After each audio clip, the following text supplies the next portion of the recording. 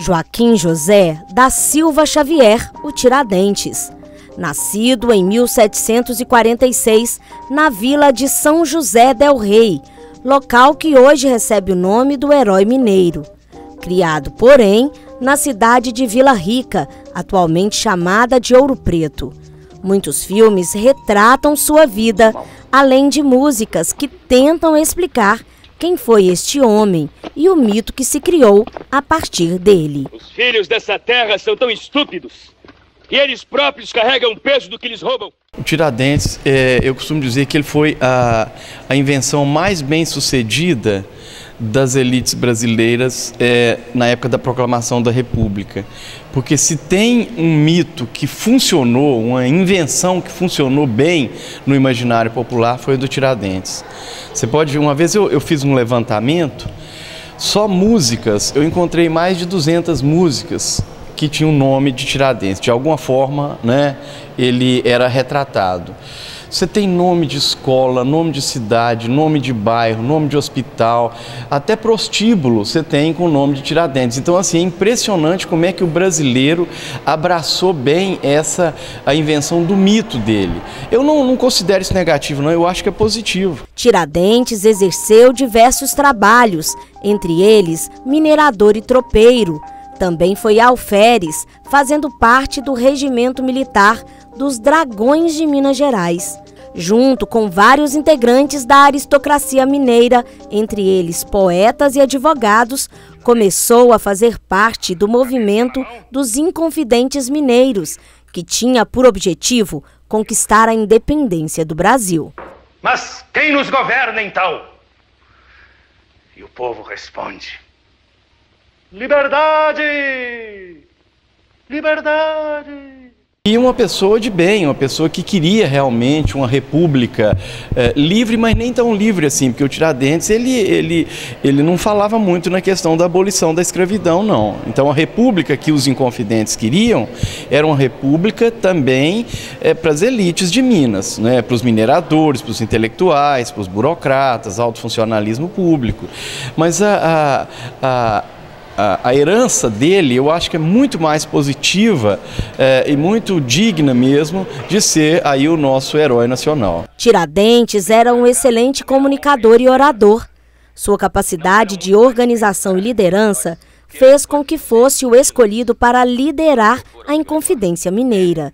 E quero para mim a ação mais arriscada. Quando o meu coronel der a senha, hoje é o dia do batizado, eu estarei comandando a guarda do palácio. Em 1789, após ser delatado, o movimento foi descoberto e interrompido pelas tropas oficiais. Os Inconfidentes foram julgados e Tiradentes foi condenado à forca, sendo executado em 21 de abril de 1792. A imagem de Tiradentes nessa busca da identidade brasileira chegou a ser comparada à de Jesus Cristo. Quando houve a proclamação da República, 100 anos depois, os proclamadores da República precisavam de buscar no imaginário popular brasileiro do período colonial alguém que lutasse contra a monarquia, que estava implantando era uma república. Então eles foram naquele movimento mais elitista que aconteceu no Brasil. Por exemplo, eles não pegaram a conjuração dos alfaiates. A conjuração dos alfaiates, 4 foram mortos nos mesmos termos do Tiradentes, enforcado. E se você fala assim, quem que é o Lucas Dantas, Manuel Faustino, João de Deus, ninguém conhece. Os 4 foram enforcados. Mas por quê? Porque era um movimento realmente popular, o da Bahia. O de Minas não. Assim como a proclamação da República, também foi um movimento das elites brasileiras. Então eles criaram o mito do Tiradentes e ninguém conhecia Tiradentes no período colonial. Se você perguntasse assim, quem que foi o Tiradentes? Passaria desconhecido. É mais um que foi morto lutando pelos interesses da colônia, né? Mas funcionou mesmo essa invenção dele, criar a imagem semelhante a Jesus Cristo, o cabelo comprido, barba, ele não tinha nada disso, ele era presidiário, né? Então ele tinha um cabelo curto, não tinha barba e tal.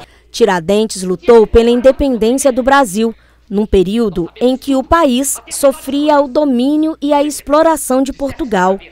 O Brasil não tinha uma constituição, direitos de desenvolver indústrias em seu território e o povo sofria com os altos impostos cobrados pela metrópole, temas que continuam atuais. Daí a importância de relembrar a história e repensar a realidade brasileira. Nessas datas históricas, especialmente o 21 de abril, é importante sim para quê? Para a gente aprofundar o nosso conhecimento da nossa história. Afinal de contas, uma das bandeiras do Tiradentes era acabar com a carga extorsiva de impostos, que recaía sobre o contribuinte mineiro. Olha como é que é atual esse movimento. O Brasil é um dos países onde mais se paga imposto. Então, assim, muitas das bandeiras dos Inconfidentes, elas são atuais. A questão da corrupção, a lisura, tudo isso era colocado pelo movimento também.